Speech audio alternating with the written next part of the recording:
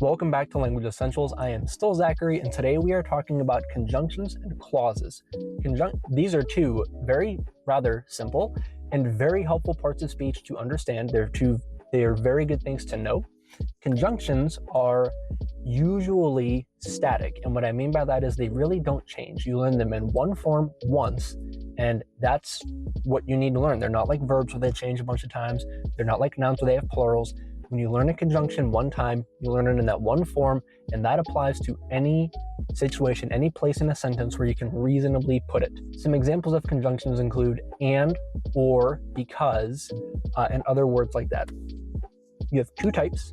You have coordinating and subordinating, and these are related to the two types of clauses that you have. This is why they're together. Sticking to the conjunctions though, you have coordinating clauses, and those combine two or more phrases, two or more clauses that can stand apart as their own independent clauses. They can stand apart as their own complete phrases, independent clauses.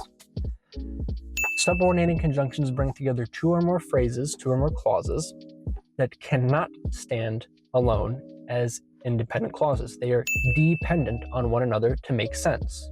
I hope in that explanation of the types of conjunctions that clauses also make sense. Now, like I said about conjunctions, it's simple enough and they're usually really static. The one language that I can think of where there is some variation to them is German, where depending on certain cases, which I have another video about that in this series, depending on the case of the specific clause that you are using, you may need to change an ending to some conjunctions, all right?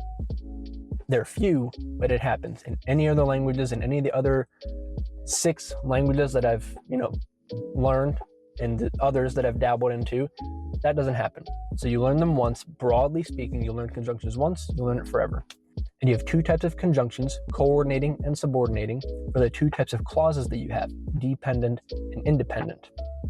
Clear as mud?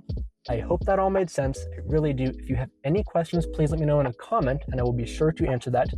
And if it's a big enough question, I will absolutely make a video about that. Like this if you liked it, and subscribe if you like things like this.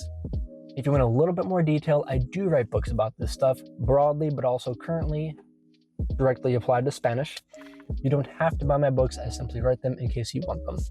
Thank you as always for watching, and I hope I will see you in the next one.